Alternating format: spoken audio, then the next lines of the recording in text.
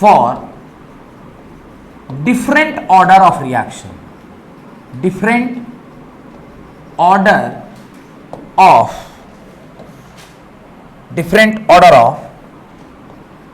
Reaction. अब देखिए बड़ा ही इंटरेस्टिंग टॉपिक है। क्यों इंटरेस्टिंग है? ध्यान से देखिए। रेट आप क्या लिखते हैं? रेट इज इक्वल टू लिखते हैं K times concentration of R की power N। This is the expression for any general rate. किसी भी XYZ रेट के लिए आप यही एक्सप्रेशन लिखते हैं। अब अगर रेट का ये एक्सप्रेशन है तो ध्यान से देखिए, रेट का यूनिट क्या था? मैं आपको बोला था रेट का यूनिट क्या है? मोल। हम लोग को यूनिट निकालना है ना, तो mole litre inverse second inverse is equal to K times ये कंसंट्रेशन है। कंसंट्रेशन मतलब मोल पर लीटर के पावर व्हाट? N। क्या मैं अगले स्टेप पर mole litre inverse second inverse is equal to K times mole के पावर N लीटर के पावर माइनस N ऐसा लिख सकता हूं? क्या मैं अगले स्टेप पर K को ध्यान से देखिए, mole litre inverse second inverse whole divided by mole के पावर N लीटर के पावर माइनस N। और क्या मैं अगले स्टेप पर mole 1 minus N litre N minus 1 second inverse ऐसा लिख सकता हूं क्या? देखिए, कैन आई राइट दिस? लिख सकते हैं ऐसा? सिंपल है, आपने बस उसको ऊपर नीचे करके कर दिया, एक्सप्रेशन लिख लिए। ध्यान दीजिए, for zeroth order reaction, for zeroth order reaction N का वैल्यू क्या हो जाएगा? 0। K का वैल्यू जनरल एक्सप्रेशन मोल 1 minus N litre N minus 1 second inverse N का वैल्यू पुट कर दीजिए, मोल 1 minus 0 litre 0 minus 1 second inverse. और यूनिट ऑफ K क्या निकल के आया? मोल लीटर इनवर्स सेकेंड इनवर्स आया। क्या जीरो ऑर्डर रिएक्शन का यूनिट यही आएगा क्या? देख लीजिए, कोई डाउट? आना भी चाहिए, बोलिएगा सर क्यों आना चाहिए? Rate is equal to K rate के power 0, anything to the power 0 is 1, तो rate is equal to what? K। तो जो यूनिट रेट का वही यूनिट K का, इसीलिए देखिए K का unit is same as the rate का यूनिट। डन।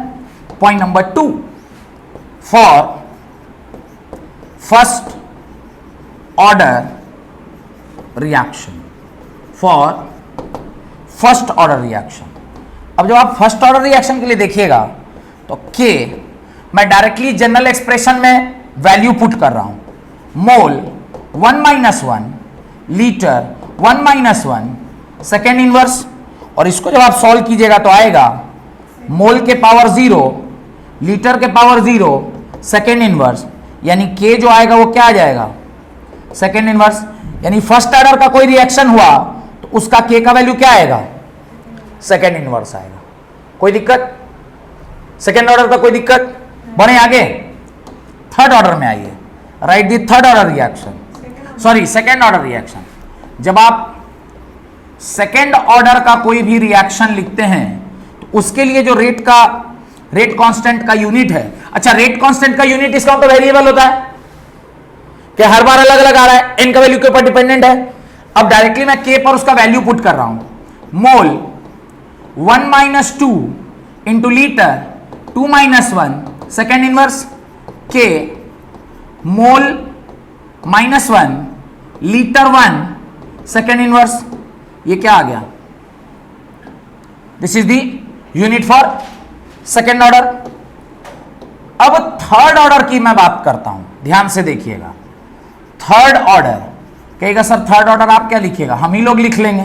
नहीं, आप तो लिख लीजिएगा, हम जानते हैं, लेकिन अब हम लोग को थोड़ा बुद्धि लगाना है। ध्यान से देखिए, यहां मोल 1, यहां मोल 0, यहां मोल -1, यानी मोल 1 0 -1, तो अगला में क्या हो जाएगा? हम बिना वैल्यू पुट किए भी लिख सकते हैं क्या कि मोल यहां पे क्या होगा? -2 होगा। Point number 1। Point number 2, litre -1, litre 0, litre 1, तो अगला में लीटर 2, तो इसका क्या होगा? Litre square. और सेकेंड इनवर्स तो शब्दे में है, देख लीजिए, second inverse, second inverse, second inverse, तो सेकेंड इनवर्स तो यहां होगा ही होगा। अगर मैं आपसे आंख बंद करके डायरेक्ट बोलता हूं फिफ्थ ऑर्डर का यूनिट बताइए, फिफ्थ ऑर्डर रिएक्शन का आप मेरे को यूनिट बता दीजिए।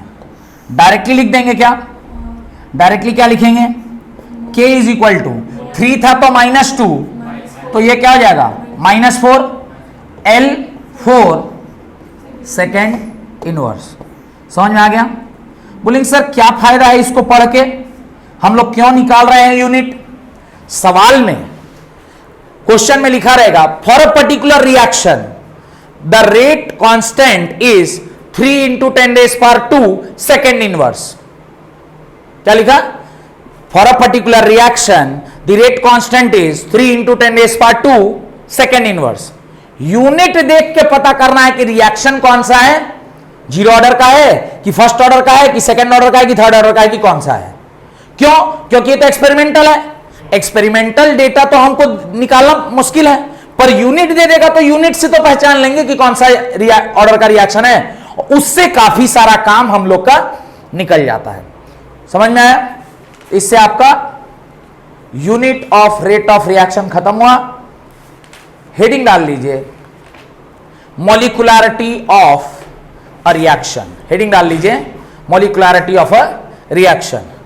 तो जैसा कि आप देख रहे हैं आज की क्लास में हम लोगों ने ऑर्डर लगभग क्या कर लिया, कंप्लीटली पढ़ाई कर लिए।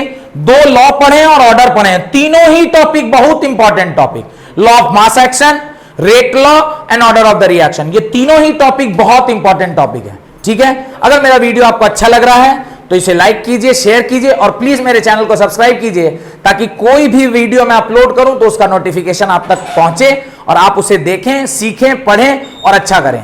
Thank you very much.